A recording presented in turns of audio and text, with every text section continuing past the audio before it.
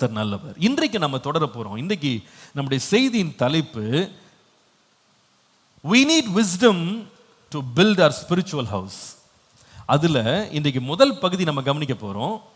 ஆவிக்குரிய சிந்தையை கட்டி எழுப்ப நமக்கு ஞானம் அவசியம். we need wisdom to build a spiritual attitude. அல்லது சுருக்கமா இந்த செய்தியின் தலைப்பை சொல்லணும்னா wisdom to build a spiritual attitude. ஆவிக்குரிய சிந்தையை கட்டி எழுப்ப ஞானம். ஆவிக்குரிய சிந்தையை கட்டி எழுப்ப ஞானம். நம்முடைய ஆவிக்குரிய வாழ்க்கையை கட்ட வேண்டும், இதற்கு ஞானம் வேண்டும் அப்படின்னு சொல்லும்போது இந்த ஆவிக்குரிய வாழ்க்கையில கவனம் செலுத்த வேண்டிய முதலாவது பகுதி நம்முடைய சிந்தை. எல்லாரும் சொல்லுங்க, எதுல கவனம் செலுத்தணும்? சத்தமா சொல்லணும். எல்லாரும் என்னோட பேசணும், சும்மா இருக்க கூடாது. சொல்லுங்க, வாய் திறந்து சொல்லுங்க. நாம் எல்லாரும் என்ன செய்யணும்? கட்ட வேண்டியது என்னது? முதலாவது நம்முடைய சிந்தை. வாசிங்க 1 பேதுரு 1 அதிகாரம் 13 14 வசனங்கள். 1 பேதுரு 1 அதிகாரம் 13 14 வசனங்கள் வாசிங்க. ஆகையால் நீங்கள் உங்கள் மனதின் அறையை கட்டிக்கொண்டு தெளிந்த புத்தி உள்ளவர்களாயிருந்து இயேசு கிறிஸ்து வெளிப்படும் போது உங்களுக்கு அளிக்கப்படும் கிருபையின் மேல் பூரண நம்பிக்கை உள்ளவர்களாயிருங்கள். வாசிக்கலாம் 14ஆம் வசனம். நீங்கள் முன்னே உங்கள் அறியாமையினாலே கொண்டிருந்த இச்சைகளின்படி இனி நடவாமல் கீழ்ப்படுகிற பிள்ளைகளாயிருந்து உங்களை அழைத்தவர் பரிசுத்தராய் இருக்கிறது போல நீங்களும் உங்கள் நடக்கைகள் எல்லாவற்றிலேயும் பரிசுத்தராயிருங்கள். சரி, 13ஆம் வசனத்துல ஆரம்பத்துல பாருங்க என்ன போட்டிருக்கு? நீங்கள் உங்கள் மனதின் அறையை கட்டிக்கொண்டு தெளிந்த புத்தி உள்ளவர்களாயிருங்க. அதை நான் ஹைலைட் பண்ணிருக்கிறதுக்கு ஒரு நோக்கம் இருக்கு. நம்முடைய வாழ்க்கையில நம்முடைய ஆவிக்குரிய மாளிகையை கட்டுறதுக்கு கவனம் செலுத்த வேண்டிய முதலாவது ஏரியா என்னன்னு கேட்டீங்கன்னா our attitude, நம்முடைய மைண்ட், நம்முடைய சிந்தனை பகுதியில் கவனம் செலுத்தணும். அவர் சொல்லுகிறார், உங்களுடைய மனதின் அறையை கட்டி கொள்ளுங்க. gird up the loins, gird up the loins of your mind. உங்கள் மனதின் அறையை கட்டிக்கொள்ளுங்க, ஆட்டிடியூட சரி பண்ணுங்கன்றார். சொல்லிட்டு கூடவே சேர்த்து சொல்றாரு, தெளிந்த புத்தி உள்ளவர்களா இருங்க, தெளிந்த மனம் உள்ளவர்களா இருங்க. நல்லா கவனிங்க, தேவனிடத்துல சேரும்போது நம்முடைய ஆவிக்குரிய மாளிகையை ஆண்டவர் கட்டி எழுப்பும் போது நாம அறிவற்றவர்களாய், புத்தியற்றவர்களாய், ஞானமற்றவர்களாய், ஒன்றுமே புரியாதவர்களாய் இருக்க வேண்டும் என்று ஆண்டவர் விரும்பல. புரிஞ்சாலும் பரவாயில்லப்பா, புரியலனாலும் பரவாயில்லப்பா, சும்மா வந்துட்டு போப்பா அப்படின்னு ஆண்டவர் விரும்பவே இல்லை. இங்க பாருங்க, ஆலயத்துக்கு எல்லாரும் வந்துடுறீங்க, காலைல ஆராதனைக்கு வந்துடுறீங்க. பக்கத்தில் தட்டி சொல்லுங்க, பக்கத்தில் சும்மா தட்டுங்களேன், சும்மா தட்டுங்க, தட்டிட்டு சொல்லுங்க, சும்மா உட்காரக்கூடாதுன்னு சொல்லுங்க. எப்படி? சும்மா உட்காரக்கூடாது. வந்தேன், இடத்த சூடாக்குனேன், எழுந்து போயிட்டேன்னு உட்காரக்கூடாது. நம்ம வரும்போது எப்படி வரணும் ஆண்டவர் விரும்புறாருன்னா, நம்ம ஞானம் உள்ளவர்களாய் வளரணும்னு கர்த்தர் விரும்புறாரு. சும்மா சர்ச் அப்படின்றது ஆலயம்ன்றது, ஆவிக்குரிய வாழ்க்கைன்றது ஏதோ அங்க பாஸ்டர் சொல்றது அப்படியே கேட்டது கேட்காம, ஒன்றும் புரிஞ்சு புரியாம, ஒன்றும் தெளிவு இல்லாம மந்த மாதிரி மந்த மாதிரி போயிட்டோன்னு யாருமே இருக்கக்கூடாது. நம்ம எப்படி இருக்கணும்னா தெளிந்த மனம் உள்ளவர்களா இருக்கணும் அப்படின்னு ஆண்டவர் விரும்புகிறார். புரிஞ்சு நடக்கணும். பாருங்க, இந்த ஞான ஸ்நானம் அப்படின்றது உதாரணத்துக்கு சொல்லணும்னா, நான் சில வெளியில சொல்றது, டெய்லி நம்ம ஸ்நானம் பண்றோம், நம்ம குளிக்கிறோம். ஆனா ஞானஸ்நானம்ன்றது என்னன்னா, ஞானம் பெற்று செய்யற ஒரு குளியல் தான் ஞானஸ்நானம். நம்முடைய ஆவிக்குரிய வாழ்க்கையில தெளிவுள்ளவர்களாக நம்ம எடுக்கிற ஒரு ஸ்நானம் தான் ஞானஸ்நானம். அப்போதான் அது தேவனுக்கு செய்யப்படுகிற, ஒரு தேவனோடு செய்யப்படுகிற ஒரு உண்மையான உடன்படிக்கையா மாறும். எல்லாரும் தண்ணிக்குள்ள இறங்கினாங்க, நானும் இறங்கினேன்னு இறங்கக்கூடாது. நாங்கள் இப்போ நம்முடைய சபையில் நீங்கள் கவனிச்சிருப்பீங்க, இப்போல்லாம் ஞானஸ்தானம் எடுக்கிறதுக்கு 7 கிளாஸ் வச்சுருக்கேன். எனக்கு அதுவே போதலைன்னு தோணுது. ஆனால் எனக்கு ரொம்ப சந்தோஷமாக இருக்குது. ஏன்னா இப்போ எப்போவுமே நான் ஞானஸ்தானம் எடுக்க வர்றவங்களுக்கு பொதுவாக நான் உட்காந்து நிறைய ஆலோசனை கொடுப்பேன். கடைசி கிளாஸில் நான் உட்கார்ந்து ஆலோசனை கொடுப்பேன். ஆனால் இப்போ நான் சமீபமாக இந்த 2 மாதமாக எனக்கு பெரிய சந்தோஷம் என்னென்னா, அந்த 1.5 மணி நேரம் அந்த 7 கிளாஸில் உட்காந்து படித்த அத்தனை பேருக்கும் நான் கேள்விகள் கேட்கிறேன். நீங்கள் என்ன படிச்சீங்க, இந்த 7 கிளாஸில் என்ன படிச்சீங்கன்னு கேட்குறேன். எனக்கு ரொம்ப சந்தோஷமாக இருக்க காரியம் என்னென்னா, அதில் உட்காந்துருக்க பிள்ளைங்க பெரும்பாலானவர் வந்து ரொம்ப தெளிவாக இருக்காங்க அப்படின்றது எனக்கு புரியுது. ரட்சிப்புனா என்ன, பாவனா என்ன, சீஷனா இருப்பதுனா என்ன, இயேசுவை பின்பற்றுவது என்றா என்ன, ஞான ஸ்நானம்னா என்ன, பரிசுத்த ஆவியானவர் அப்படின்னா யாரு, அதுக்கப்புறமா சபைனா என்ன, ஐக்கியம்னா என்ன, பரிசுத்த ஜீவியம் என்றால் என்ன, இயேசு கிறிஸ்துவின் வருகை என்றால் என்ன அப்படின்னு 7 அடிப்படை முக்கியமான சத்தியங்களை போதிச்சுட்டு அந்த கிளாஸ் அட்டன் பண்ணுங்க. அட்டன் பண்ணி தெரிஞ்சுட்டு ஞானஸ்தானம் எடுங்க. புத்தி இல்லாம அறிவில்லாம முன்னேறாதீங்க, ஞானம் பெறுங்க. நான் ஒவ்வொரு முறை ஞாயிற்றுக்கிழமை ஆண்டவருடைய வார்த்தை அறிவிக்கும் போதும் சரி, மற்ற எப்பொழுதெல்லாம் எனக்கு சந்தர்ப்பம் கிடைக்குதோ, நான் வேத வசனத்தை போதிக்கும் போது சரி, ஒரு டார்கெட் நான் எப்பவுமே வச்சிருப்பேன். இன்றைக்கு செய்தி கேட்குறவங்க இதுவரைக்கும் அவங்களுடைய மனது இருந்ததை விட இன்றைக்கு கொஞ்சம் தெளிவாயிட்டு தான் வெளியே போகணும். சில காரியங்களை அவங்க அறிந்து கொள்ளணும், அவங்க போதிக்கப்படணும், அவங்க மன தெளிவுள்ளவர்களாய் மாற வேண்டும். அப்போதான் கிறிஸ்துவுக்குள்ளே நாம் வளர முடியும், ஆவிக்குரிய வாழ்க்கை கட்டி எழுப்பப்பட முடியும். 2 தீமோத்தேயு 1:7 சொல்லுகிறது, தேவன் நமக்கு பயமுள்ள ஆவியை கொடாமல் பலமும் அன்பும் தெளிந்த புத்தியும் உள்ள ஒரு ஆவியை நமக்கு கர்த்தர் கொடுத்திருக்கிறார். என்ன ஆவி கொடுத்திருக்கிறாரு? தெளிந்த புத்தி. இந்த ஆவி அப்படின்ற வார்த்தை வந்து பரிசுத்த ஆவி அல்ல, சிந்தனை. தெளிந்த புத்தி உள்ள சிந்தனையை கர்த்தர் தந்திருக்கிறாரு. Sound mind, sound mind. ஆண்டவர் தெளிந்த மனதை கொடுத்திருக்கிறார். பாருங்க, கல்ட்டுன்னு ஒன்று சொல்லுவாங்க. கல்ட்டுன்னு சொல்றது என்னன்னா, ஒரு விதமான ஒரு மார்க்கந்தப்பி போன ஒரு கூட்டம், கல்ட்டுன்னு சொல்லுவாங்க. இந்த கல்ட்டில் பார்த்தீங்கன்னா பொதுவாகவே எந்த கேள்விக்கும் பதில் சொல்ல மாட்டாங்க.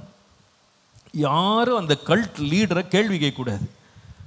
அந்த லீடரை வந்து தெய்வம் மாதிரி அவங்க வந்து வணங்கி அவர் சொல்லுகிறது எல்லாத்தையுமே தெய்வ வாக்கா நம்பி எதிர்கேள்வி கேட்காமலே தங்களுடைய மனதை எல்லாம் பலியாக்கி, தங்களுடைய சிந்தனைகளை பலியாக்கி அப்படியே மந்தையை போல பின்பற்றி போவாங்க. அந்த லீடர் வந்து எல்லாத்தையும் வித்து எடுத்துட்டு வாங்கன்னா வித்து கொண்டு வந்து கொடுத்துருவாங்க. அந்த தலைவன் வந்து நீங்க வீட்டை விட்டுட்டு நீங்க வந்து இந்த இடத்துல வந்து என்னோட தங்கிருங்கன்னா எல்லாத்தையும் விட்டுட்டு போய் தங்குவாங்க. they lose everything. அவங்க மைண்ட் அப்ளை பண்ணவே மாட்டாங்க. இது ஏன் சொல்றாங்க, எதுக்கு சொல்றாங்க, இதை நம்ம ஏன் செய்யணும், எதுக்கு செய்யணும்னு யோசிக்கவே விட மாட்டாங்க. அதான் கல்ட், கல்ட்டுன்னு சொல்லுவாங்க. இந்த மாதிரி கல்ட் நிறைய வந்து நம்ம உலகத்தில் நிறைய பேர் ஏமாறந்தவங்க இருக்கிறாங்க. தங்கள் எல்லாவற்றையும் விட்டுட்டு போய் ஒரு மனிதனை நம்பி ஒரு இடத்திற்கு, வனாந்தரமான இடத்துல போய் அங்கே ஒரு தனியாக ஒரு கம்யூனை கட்டி எல்லாரை விட்டு பிரிஞ்சு மற்ற எல்லா உறவுகளை விட்டுட்டு அவங்க மனதையே இழந்துட்டு அவங்க சிந்தனை திறன்களை எல்லாம் இழந்துட்டு முழு டிவோஷனை ஒருத்தர் மேலே வந்து எந்த கேள்வியுமே கேட்காம அப்படியே கொடுத்துட்டு கடைசியில் ஏமாந்து போனவங்க நிறைய பேர் இருக்காங்க. இந்த லிஸ்ட்ல உலகம் முழுவதும் கல்ட் லீடர்ஸ் அப்படின்னு நிறைய பேர் இருக்காங்க. ஆனால் பைபிள் வந்து நம்மளை ஒரு கல்ட்டை ஃபாலோ பண்ண சொல்லவே இல்லை. இயேசு வந்து கண்மூடித்தனமா என்னை பின்பற்றுங்கன்னு அவர் சொல்லவே இல்லை. நம்ம தெளிந்த மனம் உள்ளவர்களாய் ஆவிக்குரிய வாழ்க்கை கட்டுவதில் இயேசு ரொம்ப ரொம்ப முக்கியமாக இருக்கிறார், ரொம்ப ரொம்ப முக்கியத்துவம் செலுத்துகிறார். நீங்கள் ஒரு உதாரணத்தை பார்க்க வேண்டுமானால் மார்க் எழுதின சுவிசேஷம் 5ஆம் அதிகாரம் 15ஆம் வசனத்தில் பல பிசாசுகள், லேகியோன் பிசாசுகள் பிடித்திருந்த ஒரு பையனை வந்து இயேசுவிடத்துல கொண்டு வந்து இயேசு அவனை குணமாக்கினார். குணமாக்கின உடனே நடந்த காரியத்தை பாருங்க. சுற்றி இருந்த மக்கள் எல்லாம் இயேசுவின் இடத்துல வந்து லேகியோன் ஆகிய பிசாசுகள் பிடித்திருந்த இந்த மனுஷன் வஸ்திரம் தரித்து உட்கார்ந்து புத்தி தெளிந்திருக்கிறதை கண்டு பயந்தாங்களாம். அப்போ இயேசுவிடத்துல சுகம் பெற்ற பிசாசு பிடித்தவன் எப்படி மாறி இருந்தான்னு கேட்டா, முன்னாடி புத்தி தெளிவு கிடையாது. கொஞ்ச நேரம் அவன் வந்து கல்லறைகளில் போய் உட்கார்ந்துருப்பான், கல்லுகளால் தன்னை கீறி கொள்ளுமான், சங்கிலிகளால் பிடிக்கப்பட்டிருந்தான், பைத்தியத்தை போல சுற்றி கொண்டிருந்தான். ஆனால் இயேசுவை கண்டுபிடித்த பிறகு, இயேசுவால் சுகமாக்கப்பட்ட பின்பு அவனுடைய புத்தி என்ன செய்யப்பட்டது? தெளிவாக மாறினது. நீங்க வேதத்தை நீங்க உன்னிப்பா கவனிச்சு பார்த்தீங்கன்னா, நம்முடைய இரட்சகராகிய இயேசு கிறிஸ்து வந்து வெறும் பிரசங்கம் பண்ணி போதித்து தன்னுடைய சத்தியங்களை வெளிப்படுத்தினவர் மாத்திரம் அல்ல. எல்லாரும் நல்லா கவனிக்கணும். வெறுமனே போதகம் பண்ணி நான் சொல்றதெல்லாம் எல்லாரும் கேட்டுக்கிட்டு இருங்க அப்படின்னு சொன்னவர் இயேசு அல்ல. அவர் யார் தெரியுமா? கேள்விகள் கேட்கும்படி he opened for questions. கேள்வி கேளுங்க, என்ன கேள்வி வேணா கேளுங்க, நான் பதில் சொல்றேன். இந்த 4 சுவிசேஷங்கள் நீங்க படித்தீங்கன்னா, இன்னைக்கு எல்லாம் சொல்றதுக்கு நேரம் இல்லாதனால குறிப்பா மாத்திரம் சொல்றேன். இயேசுவிடத்துல கிட்டத்தட்ட 180 கேள்விகள் கேட்கப்பட்டிருக்கிறது. இந்த 4 சுவிசேஷங்கள் படிச்சீங்கன்னா 180 questions அவரை பின்பற்றின சீஷர்கள், அவர்கிட்ட குற்றம் கண்டுபிடிக்கணும்னு நினைச்சவங்க, அவரை தெரிந்து கொள்ளணும், அறிந்து கொள்ளணும், அவரை தேடி வந்தவர்கள்லாம் கிட்டத்தட்ட 180 கேள்விகளை கேட்டிருக்கிறாங்க. வேதத்தை படித்து பார்த்தீங்கன்னா கண்டுபிடிப்பீங்க. அந்த 180 கேள்விகளுக்கும் இயேசு பதில் சொன்னார். சில வேளையில பதிலாக சொல்லியிருக்கிறார், சில வேளை ஓமையா சொல்லியிருக்கிறாரு, சில வேளை கவுண்டர் குவெஸ்சன் கேட்டு அவங்களே சிந்திக்க வச்சிருக்கிறார். யாரையும் பார்த்து நீ கேள்வி கேட்காத, உனக்கு கேள்வி கேட்கிற அதிகாரம்லாம் கிடையாது அப்படின்னு இயேசு யார்ட்டையுமே சொல்லலை. கேள்வி கேளுங்க. உங்களுக்கு ஏதாவது தெரிஞ்சுக்கணுமா, கேள்வி கேளுங்க. சத்தியத்தை அறியணுமா, கேள்வி கேளுங்க, ஒன்றும் பிரச்சனை இல்லை, நான் பதில் சொல்ல ரெடியா இருக்கேன் அப்படின்னு சொன்னார். சில உதாரணங்கள் உங்களுக்கு கொடுக்குறேன் பாருங்க. மார்க் 10:17 ஒரு ஐஸ்வர்யமான வாலிபன் இயேசுவிடத்திலே வந்து நித்திய ஜீவனை சுதந்தரிக்க நான் என்ன செய்ய வேண்டும் என்று கேட்டான். இயேசு நின்று பொறுமையா அவனுக்கு தனியா ஒரு ஆளுக்கு பதில் சொன்னார். லூக்கா எழுதின சுவிசேஷம் 10:29 பார்ப்பீங்களான்னா, வேத பாரகரில் ரொம்ப தேறின ஒரு மனுஷன் இயேசுவிடத்தில் வந்து என்னுடைய அயலான் யார் என்று கேள்வி கேட்டான். அதற்கு பதில் தான் இயேசு நல்ல சமாரியனுடைய ஓமானத்தை பதிலாக சொன்னார். மார்க் எழுதின சுவிசேஷம் 9 மன்னித்துக் கொள்ளுங்கள், மத்தேயு 21:23 பிரதான ஆசாரியர்களும் வேத பாரகரும் இயேசுவிடத்தில் வந்து எந்த அதிகாரத்தினால் இதை நீங்கள் செய்கிறீங்க, யார் உங்களுக்கு இந்த அதிகாரத்தை கொடுத்தது என்று கேட்டாங்க. இயேசு அதற்கு பதில் சொன்னார். மார்க் எழுதின சுவிசேஷம் 9:28 படிக்கும்போது இயேசுவின் சீஷர்கள் அவரிடத்தில் வந்து எங்களால் ஏன் இந்த பிசாசை துரத்த முடியவில்லை என்று கேள்வி கேட்டாங்க. இயேசு பதில் சொன்னார், இந்த வகை பிசாசு உபவாசத்தினாலும் ஜெபத்தினாலும் அன்றி வேறு எந்த விதத்திலையும் போகாது. அப்படின்னா அர்த்தம் என்னன்னா, இந்த மாதிரி 180 கேள்விகள் அவர்கிட்ட கேட்டாங்க. இயேசு யாரையும் மிரட்டலை, நீ எல்லாம் கேள்வி கேட்க உனக்கு தகுதி கிடையாது, நான் சொல்றதை கேட்டு அமைதியா போ, கேள்வியெல்லாம் கேட்கக்கூடாது, நடுவில் மடக்கக்கூடாது அப்படிலாம் ஒருத்தரை பற்றியும் ஒருத்தரையுமே ஆண்டவர் கேள்வி கேட்கறத தடுக்கவும் இல்லை, கேள்வியை கேட்டு நழுவி ஓடவும் இல்லை. எல்லா கேள்விகளுக்கும் பதில் சொன்னார். Answered questions. ஏன் தெரியுமா, கிறிஸ்தவ மார்க்கம் என்பது கேள்வி கேட்கக்கூடாதுன்னு யாரையும் முடக்கிற ஒரு மார்க்கம் அல்ல. அப்போஸ்தலனாகிய பவுல் எழுதும்போது சொல்லுவாரு, உன்னிடத்துல உன் விசுவாசத்தை குறித்து உபதேசத்தை குறித்து கேள்வி கேட்கிறவர்களுக்கு நீ பதில் சொல்ல ஆயத்தமா இருன்னு சொன்னார். Be ready to give an answer to anyone who inquires about your faith. ஒருவேளை நம்ம விசுவாசிகளா சில பதில்கள் நமக்கு தெரியாம இருக்கலாம். நீங்க உங்க நண்பர்கள், உங்கள் உறவினர்கள்லாம் சில பேர் கேட்கிற கேள்விகளுக்கு பதில் தெரியாம இருக்கலாம். அதற்காக கேள்வி கேட்காதீங்க நம்ம சொல்ல முடியாது. கேளுங்க, ஒன்றும் பிரச்சனை இல்லை. எனக்கு தெரிஞ்சா நான் சொல்றேன், எனக்கு தெரியலன்னா என்ன பண்ணுவேன், இதை ஆராய்ச்சி பண்ணி தேடிட்டு நான் சொல்றேன், ஒன்றும் பிரச்சனை இல்லை. நிறைய வேளையில நான் எதை ரொம்ப என்ஜாய் பண்ணியிருக்கேன்னா, இங்க வந்து பிரசங்கம் பண்ணி ஆண்டோடைய வார்த்தையை போதிக்கிறது மாத்திரமல்ல, விசேஷமாய் வாலிபர் கூட்டங்கள் எல்லாம் நான் போதித்து அவர்களுக்கு அநேக சத்தியங்களை சொல்லி கொடுக்குறேன். ஆனால் அநேக வேளை அவங்களோட கொஸ்டின்ஸ் ஆன்சர் பண்றேன். அவருடைய கேள்விகள், இந்த கேள்விக்கு என்ன பதில், இதை எப்படி கையாள்வது, வேதத்தில் இதற்கான பதில் என்ன, அப்போ கேட்கும் போது நம்ம பெரும்பாலான கேள்விகளுக்கு பதில் சொல்லியிருக்கேன், அநேக கேள்விகளுக்கு எனக்கு தெரியல, அப்போ நான் என்ன பார்த்துட்டு நான் சொல்றேன்னு சொல்லியிருக்கேன். அதை பற்றி நான் பின்பு படிக்கிறேன். இதை ஏன் நான் சொல்றேன் அப்படின்னா, ஒரு தேவனுடைய பிள்ளை வந்து தெளிந்த புத்தி உள்ளவர்களாக இருக்க வேண்டியது அவசியம். அவசியம். நம்முடைய ஸ்பிரிச்சுவல் லைஃபை பில்ட் பண்றதுக்கு நம்முடைய மனதின் அறையை நம்ம கட்ட வேண்டும். தெளிந்த புத்தி உள்ளவர்களாக இருக்கணும், ஞானம் பெற்றவர்களாக இருக்கணும். இந்த ஞானத்தினால தான் இந்த ஆவிக்குரிய மாளிகையாகிய வீட்டை நம்ம என்ன செய்ய முடியும், கட்டி எழுப்ப முடியும். இதில் ஏன் நம்ம கவனம் செலுத்தணும் அப்படின்னு சொன்னால், இதில் ஒரு ஆபத்து இருக்கு. நம்முடைய மனதின் அறையை கட்டணும் அப்படின்னு ஏன் பைபிள் ரொம்ப இம்பார்ட்டன்ஸ் கொடுக்குது அப்படின்னு சொன்னால், இதில் ஒரு ஆபத்து இருக்கு. நம்முடைய சிந்தனை பகுதியிலே ஒரு ஆபத்து இருக்கு. அது என்ன தெரியுமா, ரோமருக்கு எழுதின நிருபம் 8:5-8 தயவு செய்து பாருங்க. எழுதுறீங்களா எல்லாரும்? சில பேர் பார்க்குறேன், அமைதியாக உட்காந்துருக்கிறீங்க, எழுதணும். ரோமர் 8:5-8 பாருங்க. அன்றியும் மாம்சத்தின்படி நடக்கிறவர்கள் மாம்சத்திற்குரியவைகளை சிந்திக்கிறார்கள், ஆவியின்படி நடக்கிறவர்கள் ஆவிக்குரியவைகளை சிந்திக்கிறார்கள்.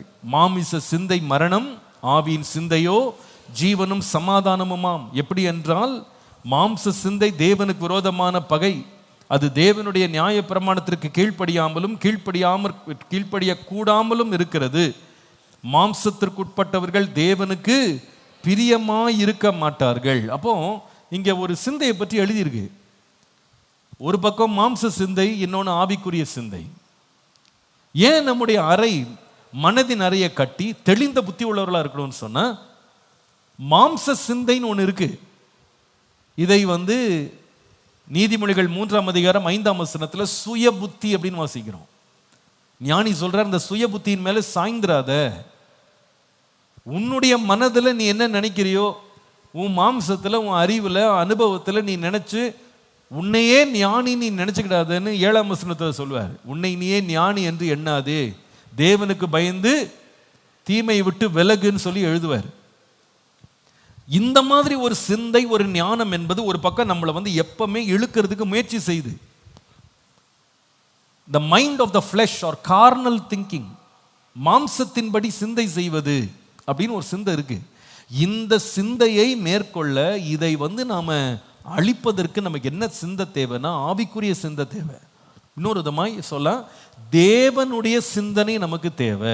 இன்னொரு விதமாக இதை சொல்ல வேண்டுமானால், தேவன் நம்மை சிந்திக்க விரும்புகிற வகையான ஒரு சிந்தை நமக்கு தேவை. இவ்வளவு சொன்ன எழுதுனீங்களா தெரில, அப்படியே மெய் மருந்து கேட்டீங்களோ நம்ம தெரில.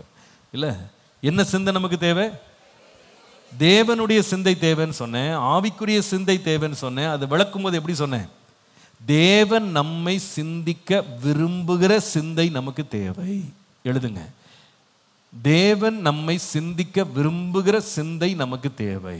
We need a thought that God desires us to think. நாம எப்படி சிந்திக்கிறோம் கர்த்தர் விரும்புகிறாரோ அந்த மாதிரி நம்ம சிந்திக்க துவங்கணும். இதற்கு என்ன தேவை அப்படின்னு கேட்டா, இப்படி செய்யறதுக்கு நம்ம என்ன செய்யணும்னா, ரோமர் 12ஆம் அதிகாரத்தில் நீங்கள் 2ஆம் வசனத்தில் தமிழ்ல வாசிக்கும் போது கடைசி பகுதியில், இந்த பிரபஞ்சத்திற்கு ஒத்த வேஷம் தெரியாமல் தேவனுடைய நன்மையும் பிரியமும் பரிபூர்ணமான சித்தம் என்னதென்று அறியும்படி பகுத்தறியத்தக்கதாக உங்கள் மனம் என்ன செய்யணும்? புதிதாகிறதுனால மறுரூபமாங்க. எல்லாரும் சொல்லுங்க, என்ன செய்யணும்? எது பூசாகணும்? மனசே பூசாகணுமா? அப்போ அவர் என்ன சொல்றாருன்னா, அந்த மறுபடி பிறத்தல், பீயிங் born again அப்படின்றது எதை இன்க்ளூட் பண்ணணும் அப்படின்னா, ஒருவன் கிறிஸ்துவுக்குள்ள இருந்தா புது சிருஷ்டியா இருக்கிறான். பழையவைகள் எல்லாம் சொல்லுங்க ஒளிந்தன, எல்லாம் என்ன ஆயிடுச்சு? அதுல புதுசாக வேண்டியதுல ஒரு முக்கியமான காரியம் பூசாகணும். என்னன்னு கேட்டா, என்னது அது? மனசே பூசாகணுமா? இன்னொரு சொன்னா, நம்ம சிந்திக்கிற விதமே புதுசாகணும். we should start thinking differently. எப்படி திங்க் பண்ணணும் அப்படின்னா, மாம்ச சிந்தையின்படி சிந்திக்க கூடாது. மாம்ச சிந்தை மரணம், ஆவியின் சிந்தையோ ஜீவனும் சமாதானம். அந்த ஜீவன் சமாதானம்ன்றது எங்க இருக்குன்னா, வேத வசனத்தில் தான் இருக்கு. கர்த்தருடைய வார்த்தை தான் ஜீவன் தருகிறது.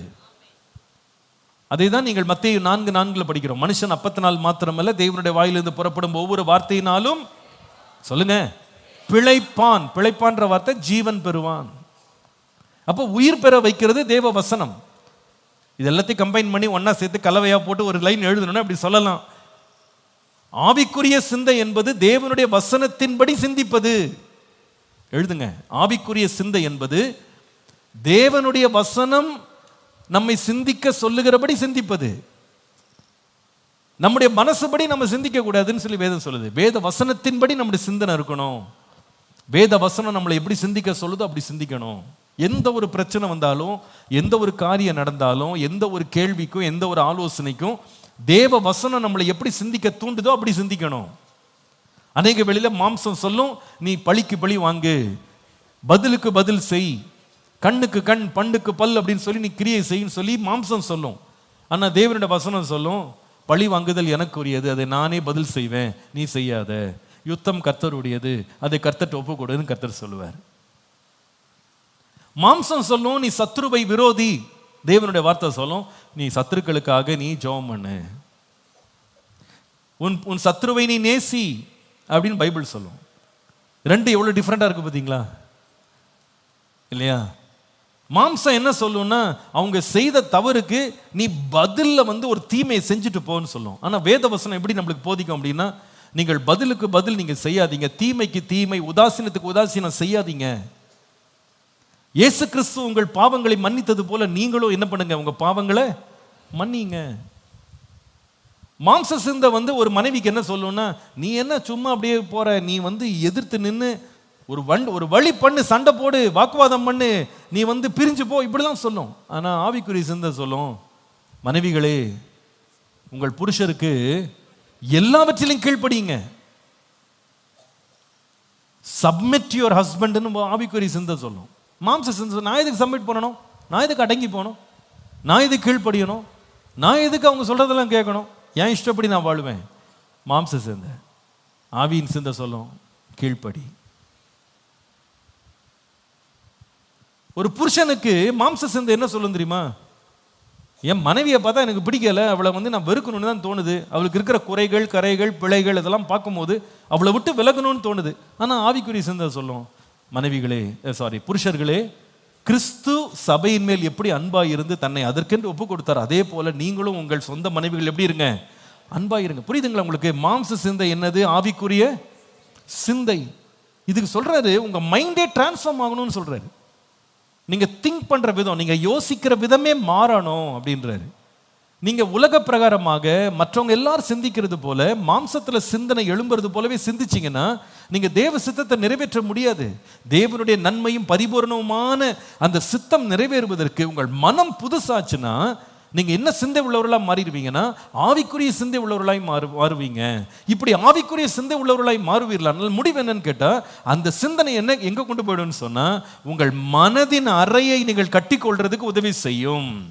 அதோட விளைவு என்னன்னு சொன்னா, உங்கள் ஆவிக்குரிய மாளிகை என்ன செய்யப்படும், கட்டப்படும். ரொம்ப போயிட்டா என்ன, நீங்க அப்பா போய் உட்காந்து கேட்டு இதெல்லாம் எழுதுங்க, அப்போ உங்களுக்கு புரியும், ஸ்டெப் பை ஸ்டெப்பா எப்படி இதை நம்ம கற்றுக்கொள்ளணும் அப்படின்னு புரியும். அப்போ ஆவிக்குரிய வாழ்க்கை கட்டப்படுவதற்கு எது கட்டப்பட வேண்டும் பாருங்க, அமைதியா இருக்கீங்க, சத்தமா சொல்லணும். ஆவிக்குரிய வாழ்க்கை கட்டப்படுவதற்கு என்ன செய்யப்படணும்?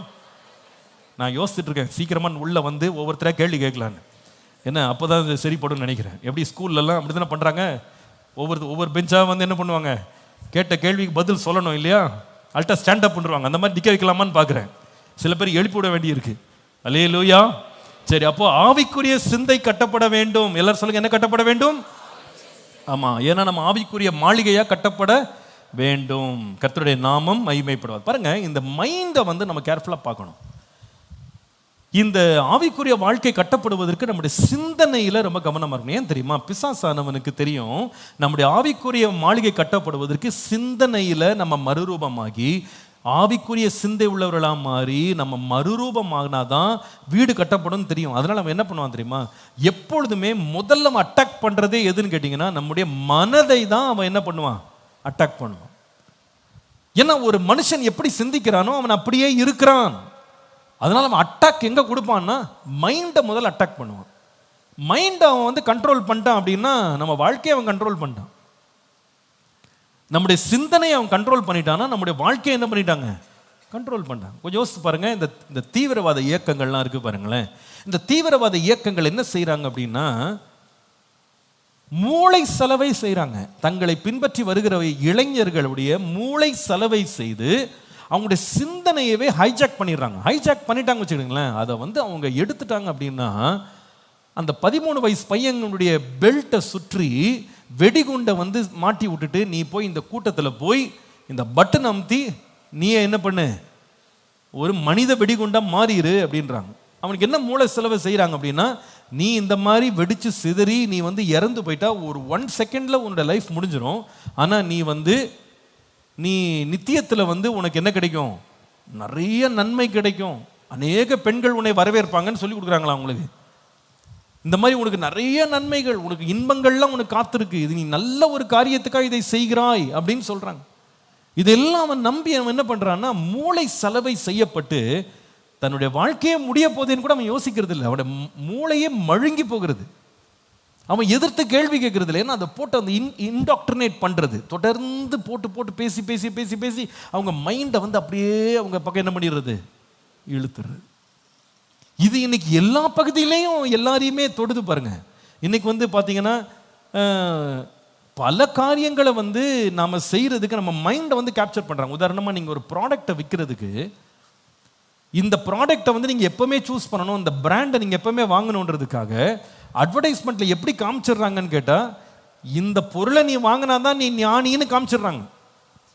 ஒன்றும் இல்லை, ஒரு டூத் பேஸ்ட், ஒரு பேஸ்ட்டை வாங்குறதுக்கு என்னென்ன அட்வர்டைஸ்மெண்ட் போடுறாங்க, இத்தனை டாக்டர் ரெக்கமெண்ட் பண்ணியிருக்காங்க அதனால இந்த பேஸ்ட்டை வாங்குங்கன்னு. அப்போ பார்க்குறவங்க என்ன நினைக்கிறாங்க, நம்ம இந்த பேஸ்ட்டை யூஸ் பண்ணோம்னா பல டாக்டருடைய ஆலோசனை கேட்டு தான் நம்ம வந்து என்ன பண்ணுறோம், இந்த பேஸ்ட்டை வாங்குறோன்ட்டு நம்ம சூப்பர் மார்க்கெட்டுக்குள்ளே போனால் அங்கே நூற்றுக்கணக்கான வகையான பேஸ்ட் இருந்தாலும் நம்ம கண்ணு நேரம் எங்கே தான் போவோம், அந்த குறிப்பிட்ட பிராண்டை மட்டும்தான் தேடிப்போம். அப்போ நம்ம என்ன செய்யப்பட்டுடும், அந்த நேரத்தில் ஒரு விதமான மூளை செலவை தான் செய்யப்படுறோம். ஏன் வந்து ஒரு இம்பார்ட்டண்ட்டான கிரிக்கெட் கேமில் ரொம்ப இன்ட்ரெஸ்டாக பார்த்துட்டு உங்கள் மனசு ஃபுல்லாக அங்கே இருக்கும் போது நடுவில் கொண்டு விடுறான் ஒரு பைக் அட்வர்டைஸ்மெண்ட்டை விடுறான். எதுக்கு விடுறான்? இந்த நேரம் இதை அவன் கண்ணில் காமிச்சோன்னா அடுத்த முறை அவன் பைக் வாங்கணும்னு நினச்சா எந்த பைக்கை தான் வாங்குவான், இந்த பைக்கை மட்டும்தான். மற்ற பைக்கை பற்றி யோசிக்க கூட தோணாது. நடுவில் ஒரு காரை காட்டுறான், அந்த காரை தவிர வேற எதையுமே வாங்கக்கூடாதுன்னு மனசில் என்ன ஆயிடுது, பதிஞ்சிருது. ஒரு செல்ஃபோனை காட்டுறாங்க பாருங்க, ஒரு பேரை வந்து நம்ம மனசுக்குள்ளே பதிய வச்சிடுறாங்க.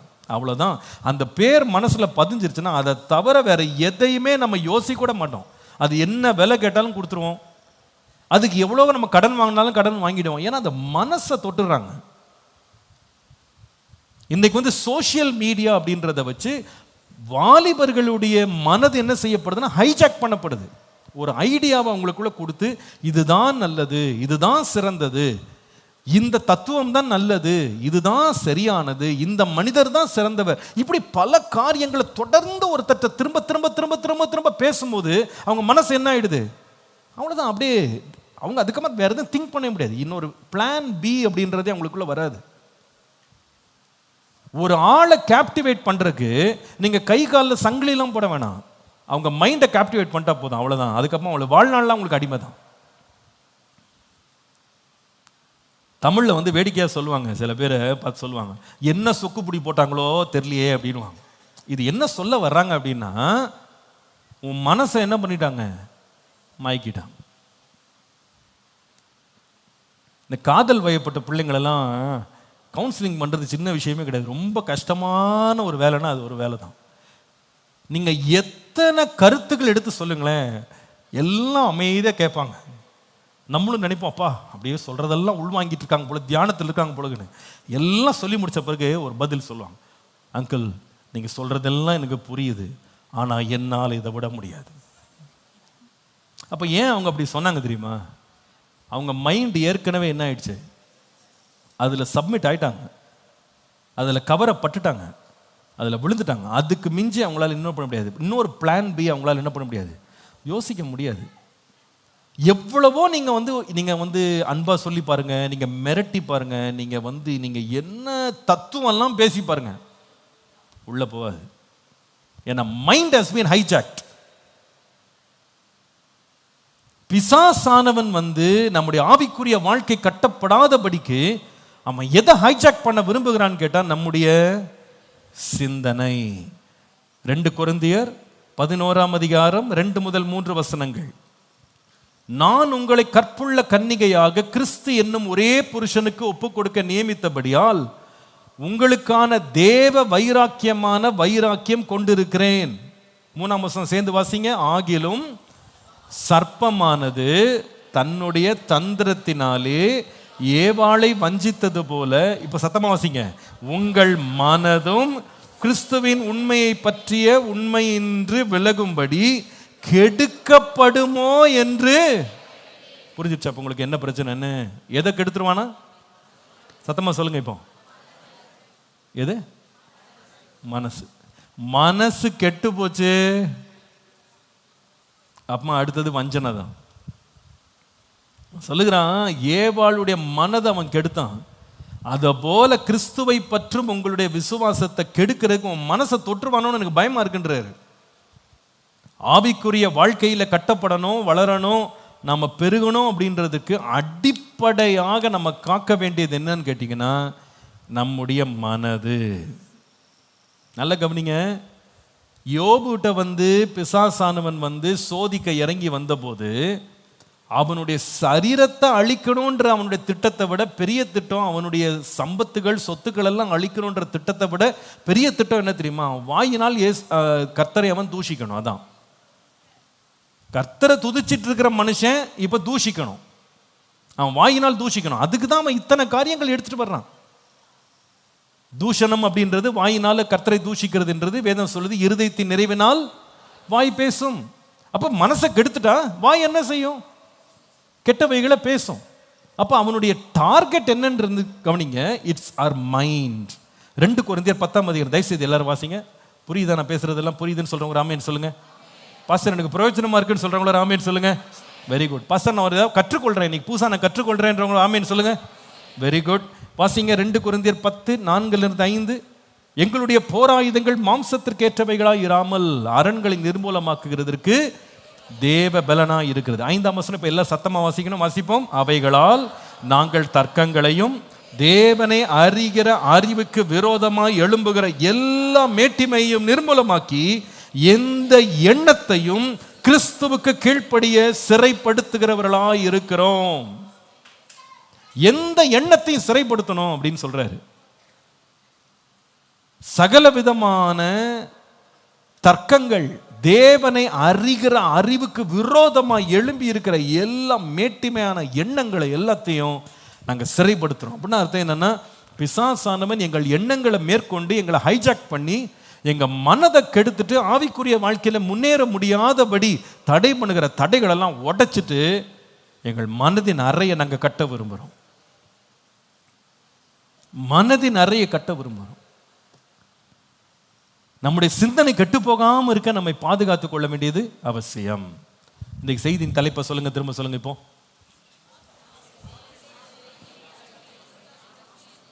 ஆவிக்குரிய சிந்தையை கட்டி எழுப்ப நமக்கு என்ன அவசியம்? ஆமா, இதுதான் குறிப்பு. இது அப்படியே மனசுல வச்சுக்கிடுங்க. ஆவிக்குரிய சிந்தை கட்டப்படணும், மாம்ச சிந்தைக்கு போயிடக்கூடாது. பிசாசனை எப்படியாகிலும் வஞ்சித்து நீ ஆவிக்குரிய விதமா சிந்திக்காத, நீ மாம்ச பிரகாரமா சிந்தி அப்படின்னு நம்மளை திசை திருப்பிட்டே இருப்பான், சோதிச்சுக்கிட்டே இருப்பான், வஞ்சிக்க ட்ரை பண்ணுவான். ஆனா மனதின் நிறைய கட்டுனாதான் ஸ்பிரிச்சுவல் லைஃப் கட்டப்படும். நான் உங்களுக்கு அன்பா சொல்றேன், ஆவிக்குரிய வாழ்க்கை கட்டுவதற்கு நிறைய பேர் எதில் ரொம்ப ஃபோக்கஸ் பண்ணுறாங்க அப்படின்னா, தங்களுடைய வெளிப்பிரகாரமான காரியங்களை மாற்றுறதுல ரொம்ப முக்கியத்துவம் கொடுக்குறாங்க. வெளியரங்கமான மாற்றங்கள் அவசியம் இல்லைன்னு நான் சொல்லலை. தயவுசெய்து நல்லா கவனிங்க, விசுவாசிகள் நல்லா கவனிங்க. நிறைய பேர் நம்முடைய கிரமங்கள், நம்முடைய நடவடிக்கைகள், நம்முடைய தோற்றங்கள், இதிலெல்லாம் நம்ம மாற்றத்தை உண்டாக்குறதுல ரொம்ப கேர்ஃபுல்லாக இருக்கும், ரொம்ப ஃபாஸ்ட்டாக செயல்படுறோம். தயவுசெய்து திரும்ப நான் சொல்கிறேன், இது தவறு அல்ல. நம்ம ட்ரெஸ்ஸை மாற்றுறதுக்கு ரொம்ப நேரம் ஆகாது, ரொம்ப செலவாகாது, ரொம்ப பிரயாசம் எடுக்க வேணாம். ஒரு துணி கடையில் போயிட்டு ஒரு 20 நிமிஷம் ஸ்பெண்ட் பண்ணிங்கன்னா உங்களுக்கு வேண்டிய வஸ்திரத்தை நீங்கள் வாங்கிட்டு வந்துடலாம். கொஞ்சம் பணம் செலவாகும், கொஞ்சம் நேரம் செலவாகும், கொஞ்சம் பிரயாசம் எடுக்கணும், அவ்வளோதான். ட்ரெஸ்ஸை ஃபுல்லாக நம்ம டிரான்ஸ்ஃபார்ம் பண்ணிக்கலாம், நம்முடைய தோற்றத்தை கூட மாற்றிக்கலாம். நம்முடைய நடவடிக்கைகள் எல்லாத்தையும் நம்ம ஒரு சபைக்கேற்ற விதமாக, ஆவிக்குரிய மக்களுக்கு ஏற்ற விதமாக நாமளும் தேவனை தேடுறோம். நம்முடைய நடவடிக்கைகள் பேச்செல்லாம் மாற்றிக்கிறதெல்லாம் ஓகே. பட் இதை விட ரொம்ப முக்கியமான ஒரு காரியம் இருக்குது. இதெல்லாம் பார்த்தீங்கன்னா, ஒரு வீடு எல்லாம் கட்டி முடிச்ச பிறகு பெயிண்ட் ஜாப்னு சொல்கிறாங்கல்ல, வீட்டுக்கு வெள்ளை அடிக்கிற மாதிரி. நிறைய வெளியில் இந்த வெள்ளை அடிக்கிறதுல தான் நம்ம ரொம்ப கவனமாக இருக்கோம். வீடு கட்டலாமாப்பான்னு கேட்டால் முதல்ல பெயிண்ட் வாங்கிட்டு வந்துடுறேன்னு சொன்னால் எப்படிங்க இருக்கும்? முதல்ல பெயிண்ட் வாங்கிடலாம், முதல்ல உள்ள ஃபால் சீலிங் பண்ணுறதுக்கு மெட்டீரியல் நான் வாங்கணும்னு போயிட்டு வந்துடுறேன். இல்லைப்பா, முதல்ல அஸ்திபாரம் அப்புறமா போட்டுக்கலாங்க, முதல்ல நமக்கு இன்டீரியர் நல்லா இருக்கணும். அல்லது நான் லைட் வாங்கிட்டு வந்துடுறேன், உள்ள இந்த மாதிரி லைட் போடணுன்னு இருக்கேன்னு சொன்னால் எப்படி இருக்கும்னு யோசிச்சு பாருங்க. அல்லது டைல்ஸ் வாங்கணும்னு இருக்கேன், இந்த கலரில் டைல்ஸ் வாங்கணும் அப்படின்னு ஒருத்தர் முதல்ல ஓடுறான் அப்படின்னா நீங்கள் அவனை ஞானவான் சொல்வீங்களா, என்ன சொல்வீங்க? முதல்ல என்ன செய்யப்படணும்? அஸ்திபாரம் போடப்படணும். அது கண்ணுக்கு தெரியாதது, அது இந்த பூமிக்குள்ள இருக்கிறது. அது ரொம்ப கஷ்டமான வேலை, அதுல ரொம்ப வேலை வாங்கும், அது அதிக செலவாகும், ரொம்ப பிரயாசம் எடுக்கணும், ரொம்ப பலத்தை அதில் யூஸ் பண்ணணும். ஆனால் அங்கே தான் நீங்கள் ஃபோக்கஸ் பண்ணும்போது மற்ற மாளிகை அழகாக எழும்பி கட்டப்படும். அதே போல தான் நம்முடைய தோற்றத்தில் கவனம் செலுத்துறது, நம்முடைய நடவடிக்கைகளை கவனம் செலுத்துறது, மனுஷர் முன்பாக நம்ம எப்படி தோற்றம் அளிக்கிறோம், அதில் எல்லாத்தையும் கவனம் செலுத்துறதுக்கு முன்னால் முதல்ல நம்முடைய மனதின் அறையை என்ன செய்யணும்? கட்ட வேண்டும். எல்லாரும் சொல்லுங்க, என்ன கட்டணும்? ஆமா, மறுரூபம் எங்க தேவை? எங்க வேணும்? சிந்தனையிலே மறுரூபமாகுங்கள். சிந்தனை என்ன சிந்தையிலிருந்து மாறணும், மறுரூபமாகணும்னா மாம்சத்தின் சிந்தையிலிருந்து என்ன சிந்தைக்கு மறுரூபமாகணும்? ஆவிக்குரிய சிந்தை. ஆவிக்குரிய சிந்தை என்றால் என்ன? தேவனுக்கு பிரியமான சிந்தை. தேவனுக்கு பிரியமான சிந்தை என்னது? தேவனுடைய வசனம் நமக்கு போதிக்கிற காரியம்தான் தேவனுக்கு பிரியமானது. அதுதான் நமக்கு ஜீவன், சமாதானம். இந்த ஜீவன் எங்க இருக்கு? தேவனுடைய வார்த்தையில் இருக்கு. அப்ப தேவனுடைய வார்த்தையின்படி என் சிந்தனை நான் டிரான்ஸ்ஃபார்ம் பண்ணணும். எல்லாரும் சொல்லுங்க, என்ன செய்யணும்? தேவனுடைய வார்த்தையின்படி என் சிந்தை, சத்தமா சொல்லுங்க, தேவனுடைய வார்த்தையின்படி என் சிந்தை என்ன செய்யணும்? டிரான்ஸ்ஃபார்ம் ஆகிட்டே இருக்கணும். ஒவ்வொரு நாளும் ஆண்டவரே ஆவிக்குரிய வாழ்க்கை கட்டப்படுவதற்கு தேவனுடைய வார்த்தையின்படி என்னுடைய சிந்தை மறுரூபமாயிட்டே இருக்கணும். ஆண்டவரே மறுரூபமாகணும். அப்பதான் நான் ஆவிக்குரிய மாளிகையான என்ன செய்யப்பட முடியும்? கட்டப்பட முடியும். என் ஆவிக்குரிய வாழ்க்கை கட்டப்பட வேண்டும் சொல்றவங்க ஒரு ஆமேன் சொல்லுங்க. ஹல்லேலூயா. ஆவிக்குரிய வாழ்க்கை கட்டப்பட இந்த சிந்தனையில ஒரு மறுரூபம் உண்டாக வேண்டும். அந்த சிந்தனையில மறுரூபமாகறதுக்கு இன்னைக்கு ஒரே ஒரு காரியத்தை ஃபோக்கஸ் பண்ணி நம்ம முடிக்க போறோம். ரோமருக்கு எழுதின நிருபம் 1 அதிகாரம் 18 22 வசனங்களை கவனிப்போம். ரோமர் 1:18 22 சேர்ந்து வாசித்துருவோமா? நீங்க வாசிக்கணும், சத்தமா வாசிக்கணும். எல்லாரும் என்னோட சேர்ந்து நல்ல சத்தமா வாசிக்கணும், தெளிவா வாசிக்கணும். வாசிப்போம். சத்தியத்தை அநியாயத்தினாலே அடக்கி வைக்கிற மனுஷருடைய எல்லாவித அவபக்திக்கும் அநியாயத்திற்கும் விரோதமாய் தேவ கோபம் வானத்திலிருந்து வெளிப்படுத்தப்பட்டிருக்கிறது. இப்ப 19 வசனம் வாசிங்க. தேவனை குறித்து அறியப்படுவது அவர்களுக்குள்ளே வெளிப்பட்டிருக்கிறது. தேவனே அதை அவர்களுக்கு, இன்னொரு முறை வாசிங்க, அதே வசனம் திரும்ப வாசிங்க. தேவனை குறித்து அறியப்படுவது அவர்களுக்குள்ளே வெளிப்படுத்தப்பட்டிருக்கிறது. தேவனே அதை, இது அர்த்தம் என்ன? தேவனை பற்றி அறிகிற ஒரு அறிவு நமக்குள்ளே ஆண்டவர் கொடுத்திருக்கிறாராம். தேவனே அதை கொடுத்திருக்கிறார். அவரை அறியும் அறிவை கர்த்தர் நமக்குள்ளே தேவன் கிருபையா தந்திருக்கிறார். ஆனால் நீங்கள் இப்ப 20 வசனம் வாசிங்க. எப்படி இந்த அறிவு நமக்குள்ள நேச்சுரலாவே ஆண்டவர் வைக்கிறார்னா வாசிங்க. எப்படி என்றால், காணப்படாதவைகளாகிய அவருடைய நித்திய வல்லமை, தெய்வத்துவம் என்பவைகள் உண்டாக்கப்பட்டிருக்கிறவைகளாலே உலகம் உண்டானது முதற்கொண்டு தெளிவாய் காண. இப்போ தேவன் இருக்கிறார் எப்படி தெரிஞ்சுக்க முடியுதுன்னா, பவுல் சொல்றாரு, காணப்படாத ஆண்டவரை எப்படி நம்ம பார்க்க முடியுது அப்படின்னா, அவருடைய சிருஷ்டிப்பின் மூலமாக. நம்ம வீட்டு வாசல்ல முளைக்கிற புல்லு, நம்ம தெருவில் இருக்கிற ஒரு சின்ன பூ, நம்ம தெருவில் ஓடுற நாய் இருக்கு பாருங்க, இதெல்லாம் பார்க்குறோம்.